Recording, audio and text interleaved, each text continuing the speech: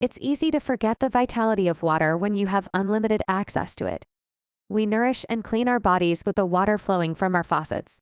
We carry around refillable water bottles to help us meet our daily water goal. We travel around the world to visit historical fountains bursting with water. Water enriches the lives of people who have access to it, but hurts the many who do not. Throughout Tanzania, water is scarce. The rainy season is short, and few and far between wells are often the only source of water for rural communities. Where rivers and lakes exist, there are also waterborne diseases and harmful chemicals from rainwater runoff. Collecting this water requires Tanzanians to haul containers across long distances, several times a day, to provide their families, livestock, and crops with life-sustaining water. Southern Tanzania is a rural area typically characterized by subsistence farming and a limited water supply. Rather than serving as a source of income for farmers, subsistence farming produces just enough for farmers to feed their families, and leaves little for profit or trade. It's also an agricultural practice that harms both people and the environment through heavy pesticide and fertilizer use. As a result, frequent tilling, soil erosion, lack of biodiversity, use of harsh chemicals, and their runoff negatively affect soil, food, and water quality. To break this cycle of subsistence farming, our Salvatorian sisters established the Tanzanian Sustainable Farming Project, a collaborative effort with the farmers in their community. The project seeks to train farmers in environmentally friendly organic farming, crop management, and agrobusiness financial skills. The farmers have found great joy in learning and successfully practicing beekeeping for honey and integrated crop pollination, as well as composting their own fertilizer and implementing planned crop rotation of their rice, vegetable, and grain crops. This maximizes yields according to unique conditions of the different growing seasons. Now, let's take a trip from the United States to Tanzania and explore the farm for ourselves.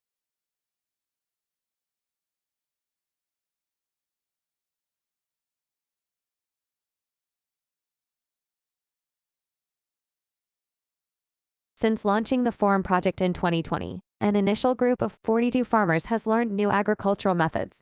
In order to encourage the implementation of the farmers' new skills, our Salvatorian sisters have purchased 415 acres of farmland, thereby providing a hands-on, interactive, educational environment. As the sisters planned, food security and economic growth are expanding rapidly. However, the lack of reliable water sources in the area remains an ever-present threat to this sustainable social enterprise. Currently, the massive farm's only secure source of water is a small spring where water is collected in pails. From there it is either boiled for drinking or physically transported to the fields. From dawn to dusk, farmers with fields both near and far from the spring trek water to the crops that are responsible for feeding their families and community. It's daily backbreaking work that has only become more arduous with the current drought and the effect of climate change on the rainfall in the area. A lack of rainfall is already taking a toll and stunting this year's banana harvest. The sisters and farmers urgently need to secure more reliable sources of water.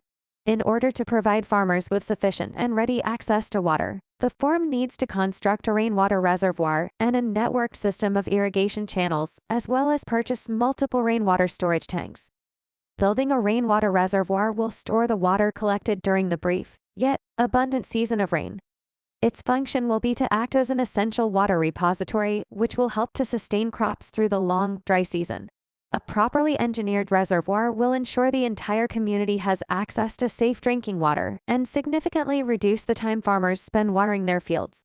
The irrigation system connected to the reservoir will help this water reach nearby farm plots, the grove of banana trees, a small tree nursery, and a chicken house. Fields farther away from the reservoir will rely on storage tanks and pumps to irrigate the crops. Pumps connected to the tanks will help stored rainwater irrigate hundreds of acres of farmland.